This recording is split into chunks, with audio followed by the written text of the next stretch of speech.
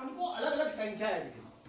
कोई संख्या हमको 2 अंकों की दिख रही, कोई हमको 3 अंकों की दिख रही है ना, कोई हमको 4 अंकों की दिख रही है ना, और कोई 1 अंक की संख्या दिख रही है। अलग अलग संख्या हमारे सामने है।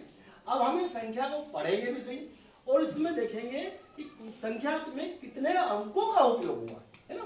अब देखो ये वाली जो संख्या हमको दिखाई दे रही है ना, इस संख्या को हम पढ़ेंगे, ये देख समझेंगे कि इस संख्या का नाम क्या है। तो बुलबुल इसका नाम क्या है?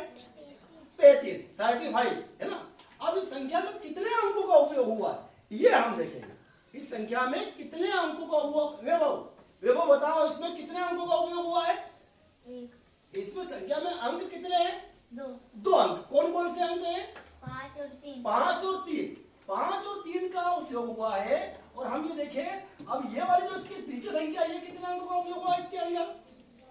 आप नाप नहीं का युवराज बताओ आप, इसमें कितने अंकों का उपयोग हुआ है? 4 अंक का। अब इसको 4 अंक कौन कौन से अंक है 4 अपने पास में? इसमें 0 1 2 5। अब इसका नाम क्या पढ़ेंगे इसके बताओ? 5210। 5210। बहुत शानदार बताया। अब ये देखें कि ये 4 अंक का उपयोग हुआ इसके अंदर।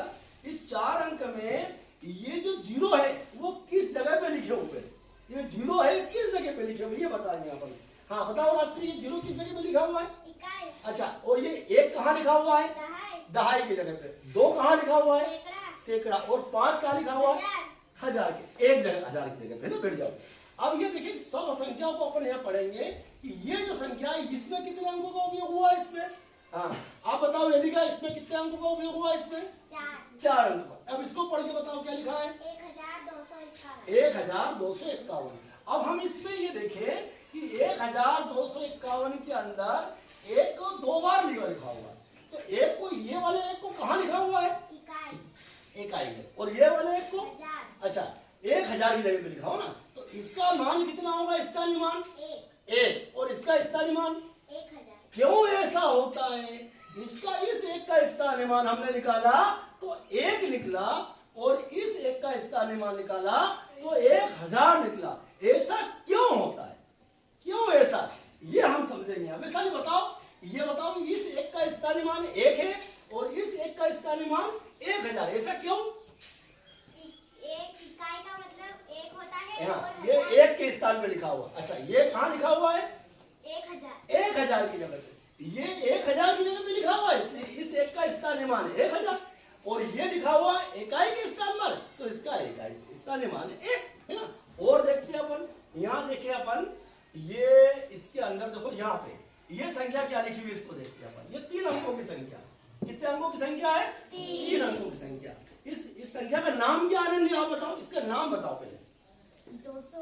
221। क्या नाम है इसका? 221। क्या नाम है इसका? 221। अब ये बताओ कि इसमें, आप बैठ जाओ, आप बैठ जाओ। आप बताओ संध्या, इसका नाम क्या बताया इन्होंने? 221। अब इसमें 2 जो लिखा हुआ है 2 बार लिखा हुआ है। ये 2 कहाँ लिखा हुआ है? ये 2 कहाँ लिखा हुआ है? ये 2 लिखा हुआ है, 2 बार लिखा हुआ है। देखो आप, ये 2 कहाँ लिखा हुआ है? ये 2 कहाँ लिखा हुआ है? ये 2 कहाँ लिखा हुआ है?